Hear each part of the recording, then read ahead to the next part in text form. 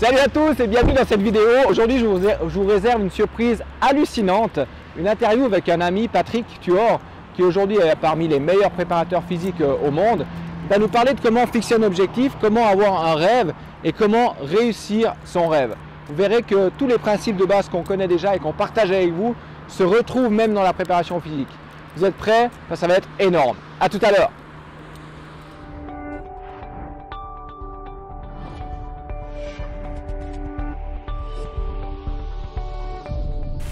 Bon, salut Patrick. Salut Thierry. Merci d'accepter l'interview d'aujourd'hui. Donc, moi, je tenais à vous présenter les gens qui m'ont inspiré dans ma vie. Et puis, Patrick, c'est quelqu'un qui m'a beaucoup inspiré dans ma sphère sportive. On a travaillé ensemble en 2004. Et puis, j'avais une petite histoire dans la tête là que je voulais partager avec vous. Je ne sais pas si tu te rappelles quand on était dans le garage en train de mettre des boîtes de prod dans des cartons. On travaillait pour la même boîte. On mettait du scotch autour de ce carton, puis on s'est regardé dans les yeux, on s'est dit qu'est-ce qu'on est en train de foutre ici? Et puis aujourd'hui, toi, tu te retrouves à coacher les plus grands athlètes au niveau mondial. Donc, est-ce que tu peux partager avec nous justement comment tu as passé à entourer des boîtes de prod dans des cartons à qui tu es aujourd'hui? Et si tu as des conseils à donner à tous les gens qui veulent réussir dans la vie? Tout d'abord, merci Thierry pour l'opportunité de partager un peu du parcours de ma vie, ça fait toujours plaisir. Oui, justement en 2004, on travaillait pour une société qui vendait des compléments alimentaires. Moi, l'idée au début, c'était, en venant du Tessin, ici en Valais, c'était de pouvoir un jour m'occuper, gérer complètement cette entreprise à l'époque. Malheureusement, les choses ne se sont pas passées de cette manière, et quand j'ai vu que j'avançais pas, donc que je serais resté un employé normal, j'ai pris les distances et j'ai fait autre chose. Je me suis rendu compte que j'étais en train de marcher sur le même endroit et puis j'avançais pas. Et donc j'ai commencé à ouvrir une salle où on est aujourd'hui ici, avec un bon ami à moi. Après une deuxième, et puis entre-temps, j'ai commencé à coacher professionnellement des athlètes. J'ai toujours fait un petit peu ça. Je me suis rendu compte que j'avais le talent pour vraiment aider les gens à atteindre un bon niveau. Comme athlète, j'ai jamais eu une génétique telle pour pouvoir vraiment accéder à être un des meilleurs athlètes du monde au niveau professionnel. Mais j'ai toujours su ça. J'ai toujours été conscient du fait que j'avais des limitations physiques, génétiques. Donc j'ai toujours essayé d'utiliser la raison, l'intelligence, le savoir pour essayer de compenser ce manque de qualité génétique. Et indirectement, la chose m'a aidé à commencer à réfléchir, à trouver des solutions. D'abord pour moi-même, et ensuite tous les parcours que j'ai dû faire, tous les parcours mentaux ces recherches que j'ai dû faire pour moi, en fait ça m'a aidé pour aider les autres. Parce qu'à un moment donné, quand tu te retrouves à coacher des athlètes qui sont beaucoup mieux génétiquement que tu étais toi, donc moi en mon cas, on a vu les résultats que ça donne. Donc ça fait des champions du monde, ça fait des nouveaux professionnels, ça fait des gens qui se classent dans les premiers 5 à Mister Olympia. Et donc indirectement, le fait de ne pas avoir eu une bonne génétique, ça m'a aidé à devenir ce que je suis aujourd'hui. Et j'ai toujours été quelqu'un j'ai jamais su faire les choses à moitié. Pour moi, c'était toujours au tout ou rien. Quand j'étais bodybuilder, je voulais gagner le championnat du monde, je l'ai fait. Après, je me suis dit, je veux gagner Mister Olympia. J'avais pas les caractéristiques pour le faire. Donc à un moment donné, il faut être quand même intelligent et savoir que si on va contre ce que la nature nous donne, ou si on va trop contre, on va finir pour se blesser ou pour faire plus de dégâts, comment dire, non des dégâts, endommagement que de positif. Et là, j'ai su m'arrêter et de faire cette transition de athlète à coach à 100%. Les fitness m'ont donné le temps nécessaire pour commencer à coacher les gens, parce que c'était un travail de 8 h le matin à 5 h le soir, et tu fais ça comme hobby à côté, tu peux pas aller très loin. Donc le fait d'avoir eu des fitness, ça m'a permis d'avoir beaucoup de temps à disposition pour coacher les athlètes. Et à un moment donné, quand j'ai atteint une certaine quantité d'athlètes, donc aussi économiquement je pouvais me permettre, j'ai tout vendu, et je me suis consacré à 100% à faire le coach. Et mon objectif, c'est toujours été d'être, pour beaucoup ça peut peut-être sembler un peu présomptueux, mais être le numéro au monde. Ouais. Moi toujours, aujourd'hui quand je réveille tous les matins, la première chose que je pense c'est, je veux gagner le Mister Olympia et je veux être connu comme le meilleur coach du monde, point fini. Et je veux faire tout pour arriver à là. Bon, bah, quand tu parles, moi ça me donne des frissons parce qu'on remarque que ton objectif quand tu as commencé le body, parce que toi tu viens du basket à la base. J'étais professionnel au basket. Professionnel en basket, donc tu as toujours été quelqu'un qui visait très haut. Et puis comme tu n'as pas eu les capacités génétiques à obtenir le titre de Mister Olympia, tu as toujours cet objectif en tête et tu vas finalement l'obtenir, peut-être pas toi personnellement, mais indirectement tu vas l'obtenir vu que c'est l'objectif que tu t'es fixé dans la tête, comme quoi on peut vraiment réussir avec la pensée, si on a un objectif précis, tout ce qu'on veut dans la vie. Absolument oui, absolument oui. Le problème, c'est cette incapacité de la majorité des gens de croire. Tout le monde a des rêves, mais ça reste des rêves si on n'a pas des plans, si on n'a pas un plan. Mais un plan, on le peut construire si on a, un, le savoir, et deux, on y croit. Et le problème de la majorité, moi je l'appelle ça une disabilité. Il y a une habilité, puis il y a une disabilité. La capacité de ne pas faire une certaine chose. Et on est tellement limité dans notre capacité d'imaginer, de visualisation, que 99% des gens sont incapables, en cette disabilité, de croire vraiment dans leur rêve.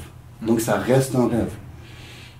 Moi, peut-être parce que je suis un peu fou, mais il faut être un peu fou dans la vie, autrement on n'avance pas. On n'a pas fait des choses extraordinaires dans ce monde parce qu'on est logique dans les choses, parce que moi, je ne peux pas faire des exemples parce que ça prendrait 2 jours, mais si on a l'intelligence et la capacité de chercher des réponses, on peut atteindre n'importe quoi dans la vie. Mais attention, il faut du travail. Il faut travailler. C'est toujours la personne qui s'applique le plus, qui travaille le plus dur, qui a le succès. Le succès n'arrive pas par hasard. Ça ne tombe pas du ciel. Et si jamais on a la chance que ça tombe du ciel, ça ne restera pas. Ouais, parce qu'on arrive là par chance. Donc, oui, on peut obtenir tout ce qu'on veut dans la vie, mais il faut être prêt à payer un prix. Et ce sacrifice, cette discipline qu'il faut amener pour atteindre ces objectifs, ça vaudra toujours la peine. Le problème, c'est que les gens, ils n'y croient pas. Et ils ont toujours des excuses et des limitations. C'est pour ça qu'il n'y a pas beaucoup de gens dans ce monde qui arrivent à atteindre le sommet de ce qu'ils aimeraient atteindre. C'est des limitations psychologiques.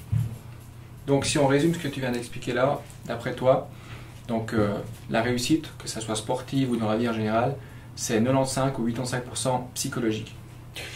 Non, je dirais 100%. 100%. 100%. Tu dois être psychologiquement capable de faire, de penser, de réagir plus que ton corps. Toi, avec ta tête, tu dois être capable de visualiser, d'aller dans des endroits ou de visualiser, de concrétiser dans ta tête des choses que ton physique ne peut pas faire. Parce que si tu fais seulement ce que ton physique ou ton esprit de personne normale peut faire, tu resteras où tu es. Donc, avec ta tête, tu dois savoir, tu dois avoir un projet, un plan où tu veux arriver. Donc, ça doit être beaucoup plus loin de ce que tu as déjà atteint ou que ce que tu imagines de pouvoir obtenir. Une personne normale, quand on parle de... Je te fais un exemple. On parle de courir les 100 mètres en 9,5 secondes. S'il y a 20 ans en arrière, on disait ça à une personne, je croyais qu'on était malade. Mais il y a un gars qui a réussi à le faire. Ouais. Donc, c'est pas que s'est réveillé un matin, il a dit je vais faire 9,5. C'est qu'il n'y avait pas de limite. Lui, il a dit je vais courir et je vais faire des choses que les autres, ils n'ont jamais fait. Il n'y a personne qui a fait ça avant lui. Donc, il ne pouvait pas savoir que c'était possible de le faire. Ouais. Et moi, je ne parle pas de faire des choses impossibles. Je parle de prendre la place de quelqu'un qui est au numéro 1 mondial. Donc, ça a été fait avant moi. Moi, je le ferai d'une façon différente. Mais je ne veux pas atteindre quelque chose d'impossible. Je sais que c'est faisable. Donc, il y a des gens qui ont fait des choses tellement extraordinaires qui n'ont jamais été faites avant. Et ça, c'est mon inspiration. Moi, simplement, entre guillemets, je veux arriver, je veux prendre la place des gens qui sont déjà arrivés quelque part. Donc, pour moi, c'est plus facile parce que je sais ce qu'il faut faire pour arriver là. Il faut juste le faire mieux qu'eux. Ouais. Donc ma tâche est entre guillemets beaucoup plus facile que les gens qui sont des trendsetters, qui font la chose pour la première fois dans l'histoire du monde. Ouais. Ben, c'est intéressant parce que dans ce que dit Patrick là, on remarque tout le temps les mêmes choses, c'est-à-dire d'avoir d'abord un plan précis, un objectif précis, un rêve, un grand rêve, de passer à l'action, de travailler dur pour le rêve, et surtout tu as parlé de visualisation. Donc toi tu entraînes des athlètes de haut niveau, à mon échelle j'entraîne des gens qui veulent éliminer du poids, diminuer du stress, mais l'un dans l'autre, si l'athlète ou la personne qui veut éliminer du poids, elle n'a pas un objectif bien précis, qui peut être un mariage ou quelque chose, on remarque qu'on a beaucoup moins de résultats que si tu as un objectif bien précis. Maintenant, au niveau des différents athlètes que tu as, quels sont les athlètes qui vont le plus haut? Quelles sont les qualités que les athlètes qui gagnent, tu peux remarquer qu'ils ont, que les autres n'ont pas? Bon. Avec tous les gens que tu entraînes. Bah, tout d'abord, de nouveau, je ne veux pas raconter des histoires aux gens. Il faut une certaine capacité génétique. On n'est pas construit, né de la même façon. Donc, il y a certaines personnes qui ont des capacités physiques qui sont bien au-delà de la moyenne. Donc, déjà, ça, c'est la priorité. Mais après, on se retrouve dans un groupe de gens qui ont quand même les mêmes capacités. Si génétiquement, tu es très doué pour, je sais pas, le foot, le hockey, le basket ou quoi que ce soit, à un moment donné, quand tu avances, tu te retrouves entouré par des gens qui ont tes mêmes capacités génétiques. Donc là, c'est quoi qui va faire la différence? La différence, à un moment donné, ça va la faire ta capacité de, comme tu as bien dit, être discipliné à suivre ton objectif. Pourquoi je dis discipliné? Parce que chaque jour, c'est toi qui te réveilles. C'est toi qui prépares tes repas. C'est toi qui vas au travail. C'est toi qui dois prendre toutes les décisions. Donc, chaque décision que tu prends va influencer ce que tu peux réussir à être. Et la capacité de chacun de donner des priorités. Donc, plus de décisions que tu vas prendre pendant la journée vont influencer positivement ton objectif, plus tu auras du résultat. Et ça, c'est la discipline. Donc, un athlète de haut niveau, la différence, c'est quoi? C'est qu'il limite ou il élimine complètement toutes les choses qui ne vont pas l'aider à être un meilleur athlète de sa vie. Donc, les gens, ils veulent aller au paradis, mais ils ne veulent pas mourir. C'est ça. Et c'est exactement ça. C'est la capacité. Un athlète de haut niveau, c'est une personne qui est tellement focalisée, tellement disciplinée, que tout ce qu'il va faire, tous les minutes, toutes les secondes de cette journée, de sa semaine, de son mois, de son année, de sa vie, il va essayer de limiter au maximum tout ce qui le rend pas un meilleur athlète. Et si on arrive à faire ça, on arrivera à avoir du succès dans un régime, parce qu'on repère du poids, on aura du succès si on va être un athlète à haut niveau, on aura du succès si on veut être un bon travailleur dans n'importe quel domaine, banque, assurance, mécanicien. Si vous voulez être les meilleurs, si vous êtes les meilleurs, essayez de vous concentrer, de consacrer à faire le maximum pour atteindre vos objectifs. Donc, pour résumer, on voit qu'on a la passion, on voit que si on est un artiste, un businessman, un athlète de haut niveau ou quelqu'un qui veut éliminer du poids, le chemin pour réussir, c'est toujours le même finalement. Toujours le même, c'est toujours la même. Être positif, être convaincu de réussir, et après faire ce qu'il faut faire. Parce que être membre d'une salle de fitness et avoir un coach nutritionnel, ça ne veut pas dire encore qu'on a perdu du poids. Après, il faut faire ce qu'il faut faire.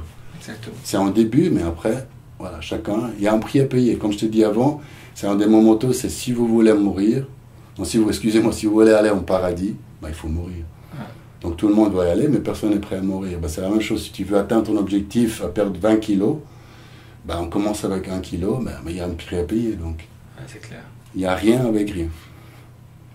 Ok. Il y avait encore une question que je vais te poser, une question qui fâche peut-être un petit peu, mais quand on parle d'athlètes de haut niveau, de performance, est-ce qu'on peut, d'après toi, justement, associer la performance à la santé?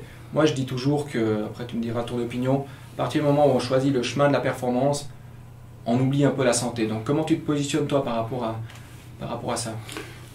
Ça, comme je t'ai dit avant, c'est une question qui n'est pas facile à reprendre en quelques minutes, mais disons comme ça, il faut commencer à dire qu'un athlète qui n'est pas en bonne santé ne peut pas être performant. Tout d'abord. Après, si on parle de longévité, donc d'expectation de vie, de vivre de la manière la plus saine et la plus statique possible, donc de prolonger l'expectation de vie le plus, probablement le sport de haut niveau, la performance, c'est pas le bon chemin. Après, être performant, avoir du succès dans le sport, ça ne veut pas dire négliger la santé. Ça veut dire trouver un compromis. L'important, c'est que quand on fait quelque chose, on garde toujours dans l'esprit qu'il y aura un après. Un athlète, un jour, ne sera plus un athlète. Il y a un âge dans lequel on est performant, après on ne sera plus. Donc l'important, c'est de ne pas faire des choses qui nous amèneront à payer un prix par après, un prix trop cher. Et ça, c'est la capacité de structurer les entraînements, la récupération, la nutrition. Pour ça, il faut des gens compétents qui nous puisser un maximum dans la performance sans créer des dégâts irréversibles. Donc c'est normal que quand on court les 100 mètres en 9,5 secondes, ça a pris des entraînements, ça a pris un tel esprit, une telle dédication que le corps, il a ramassé, entre guillemets. Ah oui, c'est pour ça que si vous regardez Usain Bolt aujourd'hui, ça fait des années et des années qu'il n'a plus les performances qu'il avait. Qu'il ne fait pas les meetings parce qu'il a des blessures, il repousse les... Donc c'est normal. Il a atteint un tel niveau, il a dû payer un tel prix, que garder ça, c'est presque impossible. Et pour un athlète, chaque athlète a ses niveaux, ses limites, excusez-moi. Lui, c'est 9,5 peut-être, 100 mètres. Un autre, c'est peut-être skier un peu plus rapidement. Un autre, c'est sauter un peu plus haut. On atteint tous nos limites. L'important, c'est qu'on les atteint, on sait toujours revenir en arrière. Et ce qu'on a fait pour nous amener à être performants, ça ne nous a pas coûté trop cher. Donc, je me dis toujours, il y a un après. On est un athlète, mais il y aura un après. C'est comme, mais c'est tous les domaines. Vous voulez devenir un directeur de banque, il faudra travailler plus longtemps que les autres. Il faudra montrer à votre chef que vous êtes prêt à faire des sacrifices que les autres ne le sont pas. Sinon, on ne va pas choisir vous comme directeur. Vous devez être un exemple. Ça va coûter des nuits sans sommeil, ça va coûter de ne pas être à la maison avec la famille, ça va coûter vos vies sociales. Donc, il y a un prix à payer. L'important, c'est que tout ce qu'on paye soit réversible. On peut toujours revenir et on ne perd pas tout. Parce que si on mise tout sur une chose, moi je dis même dans le sport, c'est pas sain. C'est pas sain. Parce qu'à un moment donné, on doit revenir entre guillemets à la normalité. Et si ça a changé trop notre personnalité et le fait d'apercevoir soi-même, je ne sais pas si ça vaut la peine. Mais comme tu m'as demandé au début, oui, effectivement, être performant, ça ne veut pas dire de soigner la santé à 100%. La performance et la santé, ce n'est pas des opposés, mais il faut savoir les jongler et il faut trouver un compromis, toujours. Et si on choisit la performance, parce que maintenant on est dans le même milieu, donc on voit des jeunes qui font tout et n'importe quoi, si on choisit de faire de la performance, il faut s'entourer de gens qui connaissent, pour justement, tu parlais de choisir un choix qui ne soit pas irréversible. Donc pour ça, ça implique qu'on soit entouré de professionnels qui savent comment travailler pour que ça ne soit pas dangereux pour votre santé. Donc on va terminer cette vidéo avec juste pour les conseils, on va profiter qu'on a Patrick ici. Est-ce que tu pourrais nous donner 3 choses à éviter et 3 choses à ne pas faire si on veut progresser en musculation? Alors, première chose qu'il ne faut pas faire, et là il y a beaucoup de gens qui ne vont pas m'aimer pour ça, trouver les informations sur Internet. Alors, Internet, ça peut vous aider à ouvrir les yeux, ça peut vous aider à réfléchir, mais ce n'est pas un manuel d'instruction. On ne sait pas qui écrit quoi, qui dit quoi. Donc, Internet, aujourd'hui, ça nous ouvre des portes incroyables. Ça nous donne des informations qu'avant, on ne pouvait que rêver d'avoir. Mais, comme je dis, si vous êtes malade, vous allez toujours chez le toubib. Vous n'allez pas lire des informations sur Internet, comment vous soignez vous-même. J'espère au moins que vous ne faites pas ça. Si vous avez un problème avec la voiture, vous l'amenez chez le mécanicien. Pourtant, vous trouverez. Donc, faites la votre chose avec votre corps. Donc, Internet, ok, mais après, prenez quelqu'un qui puisse lui vraiment conseiller et prendre responsabilité aussi pour ce qu'il fait. La deuxième chose, c'est, si on parle d'entraînement, parce que je suis un entraîneur, c'est essayez pas de passer le plus longtemps possible à la salle, mais de avoir le maximum de résultats possibles. Donc, entraînez-vous intelligemment. Faire plus, ça ne veut pas dire obtenir plus. Donc, ce n'est pas un concours de qui fait plus, mais de qui a les meilleurs résultats. Et la troisième chose, peut-être un conseil. Donc là, on parlait de choses à ne pas faire. Choses à pas faire, ouais. Donc, pas faire, voilà. On ne s'entraîne pas pour les heures, mais pour l'efficacité. Et la même chose, c'est avec la nutrition. La chose à ne pas faire, c'est croire qu'il faut manger plus à n'importe quoi pour prendre du poids, pour avoir plus de volume musculaire. Plus de poids ne veut pas dire plus de muscles, ça ne veut pas dire meilleure santé. Donc, là aussi, choisissez l'esthétique.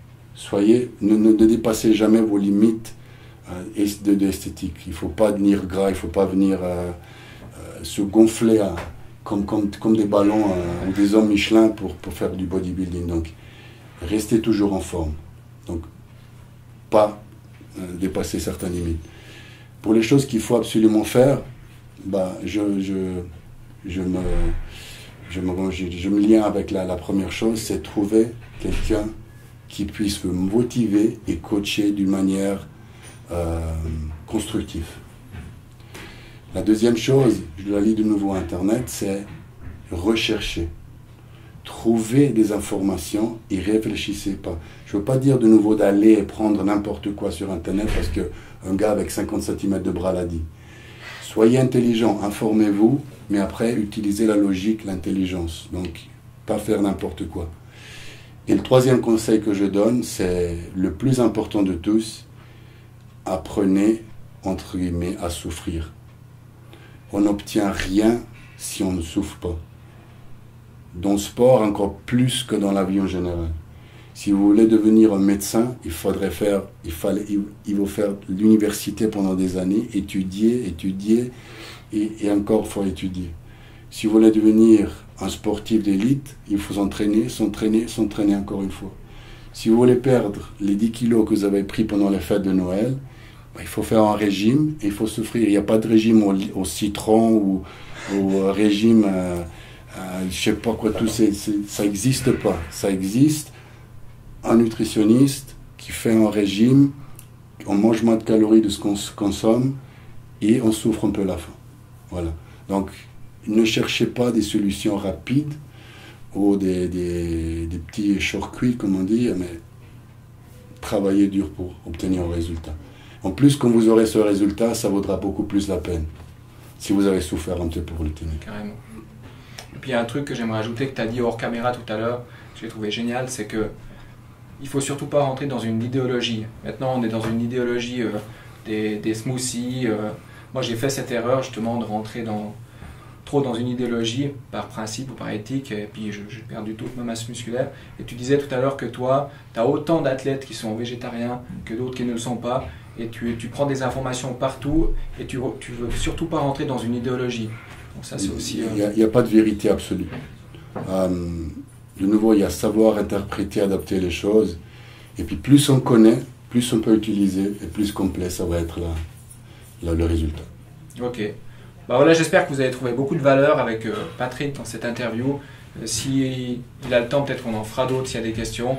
Et puis, merci Patrick pour l'interview. Merci pour me donner l'opportunité. Et puis, salutations à tout le monde. Ciao.